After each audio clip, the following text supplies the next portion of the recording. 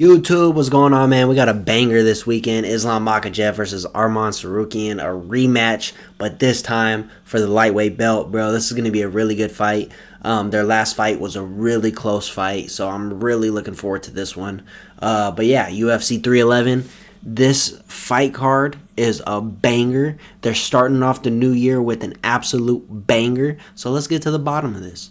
All right, we're going to start right here on the prelims, the heavyweight, Almeida versus Spivak. This is going to be a really good fight. Pretty underrated fight, to be honest. Good prelim fight.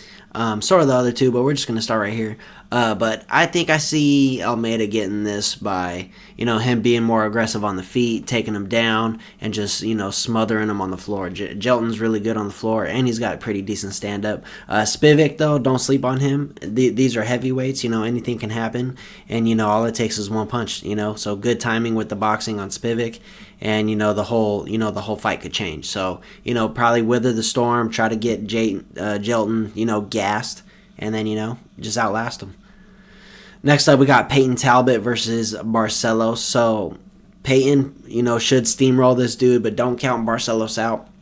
You're going to see a lot of technical stand-up from Peyton. He's really good everywhere, but he's really good at mixing up his shots, and he's really good at feints. He's good at finding his jab, breaking timing, using his right hand, using his low kick, using his wrestling.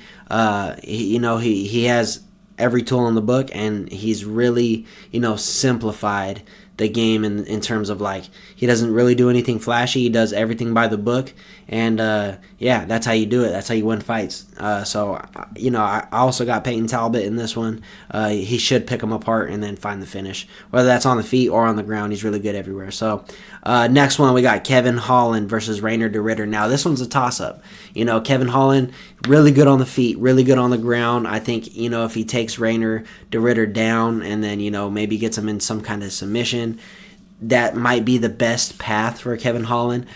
Do I see him going in there and trying to take him down? No, not really. But, he will if the fight gets into that situation. He will get in there, get a trip, get on top, and, maybe do some work. Or maybe he's putting the hands on him, Rainer shoots for a takedown, and he does his, Darce choke. Rainer's got to be really careful for that. Rainer's just he has to pick him apart on the feet. He has to move around, beat his legs up, kick him a lot because he likes to move a lot. So run him into kicks, beat his legs up, and then, just be really comfortable with the boxing because Kevin's going to be slinging punches down the middle. So he's got to keep his hands up and keep his head offline, So I see that fight's a toss-up for me as well. I think I'm going to lock in Kevin Holland just because he has a little bit more tools everywhere. Next up, Beneil Dariush and Renato Moicano. Now, this is a very interesting fight, right? We got Renato Moicano riding a very good win streak lately. Beneil Dariush, I think he's on a 2-fight losing streak. Maybe let's check it out.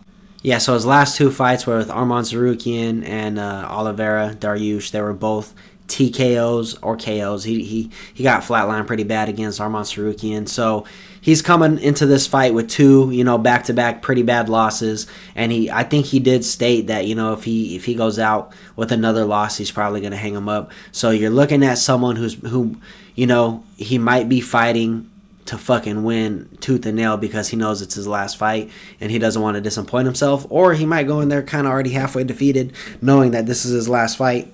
And if, it gets hot in the kitchen, who knows if, he hangs out for too long. Renato Moicano, though, is riding on a big wave. He is on a 4-fight win streak. He's got 2 KOs, a submission, and a decision within those, 4 fights. So he's, filling himself on the feet, on the hands. He thinks he could go in there and he could beat anybody. And he's been calling out, top 10 guys for a long time. So this is what he wants. So, here's the thing. Be careful what you wish for. Beneil Dariush is very good. My lock-in for this pick is going to be Renato Moicano just because he's on that win streak right now. But Beneil Dariush is a very good pick here because, he might be fighting like it's his last fight. And, he's going to come out guns blazing. And that's how Renato Moicano wants to fight. So, it's a toss-up. But I got Renato. I'm locking that one in for the straight money line. Next up, we got Yuri Prochazka and Jamal Hill. Now, this one is going to be a fucking banger, everybody. Stand-up delight for everybody. We got Jamal Hill coming off of that loss against Alex Pereira. He's finally getting back in there, getting his hands on somebody. And Yuri also coming off of his loss. He's coming off back-to-back knockouts, and that's going to be the same thing for me, where I'm kind of worried about that, right? His chin is a little sus.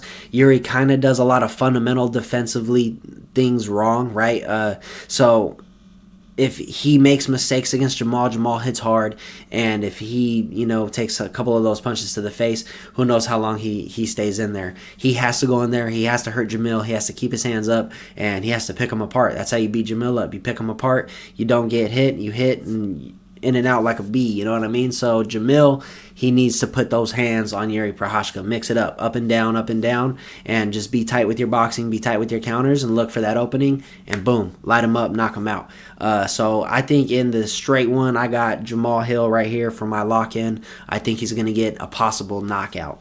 Next up, we got the co-main event, Merab Dvalishvili versus Umar Nurmagomedov. Okay, so this is going to be a very interesting fight. Okay, both guys very good in the scramble, very good in the wrestling exchanges, very good on the feet. I do give the striking advantage to Umar. His kicks are going to be very deadly. He's going to be all over, the ring with his movement and his kicks. His kicks are going to be very active.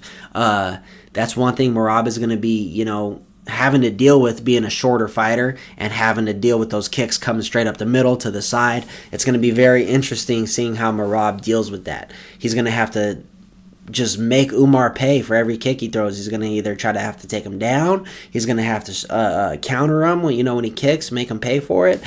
Kick back, punch back. But we've seen Merab get dropped a couple times before. He's going to have to keep his hands up. He doesn't want to get in too much crazy exchanges with Umar.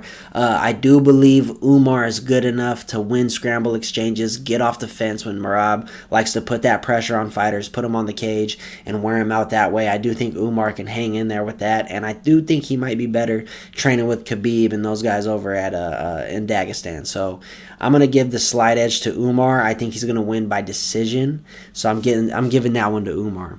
It's going to be a great fight. He's going to outstrike him, use his kicks, and win the grappling exchanges. And he might have to hurt Merab to really seal the deal. And Merab is just going to have to put pressure on him, get his back against the cage, get him to the floor, get back up, put pressure on him with combos and get him back to the cage, and he's going to have to hurt Umar. That's how you do it. You got to hurt these guys. If he wants to really beat Umar, he's got to hurt him, and he's got to stay on him, and he's got to stay on him early and all night. You know what I mean? So I do see Umar getting the slight advantage on the feet and the grappling exchanges. So Umar by decision, in my opinion. Now, main event, Islam Makhachev, Arman Tsarukyan. Now, this is going to be a very close fight, and the person who takes their foot off the gas first is probably going to start losing, because I think this fight's going to go to decision unless someone gets caught in the striking exchange. But Arman Tsarukyan and Islam's first fight, it was close on the feet, close in every grappling exchange. It was a scramble. If I'm Arman, the biggest thing you got to do is, one, play your game. Don't overextend, but try to hurt Islam when you see the openings. Try to hurt him. Because if you can hurt him and put your pressure on him, that's how you beat Islam. That's how you beat these guys. You got to hurt them. You got to put your pressure. You got to control the pace. So Arman, he has to hold his ground, not let Islam bully him and do whatever he wants. Show that he's there to fight. Put him in dangerous situations. And when he gets in good situations, try to keep him there. Try not to let Islam reverse or get out or anything. Try to, take advantage of those situations, come out with big damage or come out with big positional, advantages. And, Islam just has to be Islam. Tight boxing. Get Arman on his back foot. Don't let him take you down. Be a demon on the cage, and that's just what we're going to see. It's going to be a really good, close fight. I got Islam Makhachev by decision. I think it's going to be, a really good, drawn-out fight. If, their last fight were to have, 2 more rounds, I think it'd go close to their last fight. And I think Islam was just slowly tearing Arman down. But we'll see how Arman, responds this time after having a couple fights after that, going on a big win streak and just looking good lately. He's got to be good on the feet, He's if he can outstrike Islam, that's, one lane where it's, no more for Islam. He's got to look for wrestling. So that's one less thing Arman has to worry about if he starts hurting Islam on the feet, controlling the stand-up exchanges. If you could do that, then he can only take you down now. And if you could stuff those, what else is he going to do? So go in there, pick him apart, do your best to hurt him and put him, put his back against the wall. With these guys, the heavy wrestler guys, sometimes you got to put them on the mat. Sometimes you got to take them down. Sometimes you got to put their back to the wall, right? You can't let these wrestling guys bully you with their boxing and their wrestling and head movement. You just can't. You got to put the fight. You got to bring the fight to them. But Islam is going to bring the fight. He's good everywhere. Islam is going to have to use his kicks, use his punching, and just out-scramble and out-maneuver every wrestling exchange.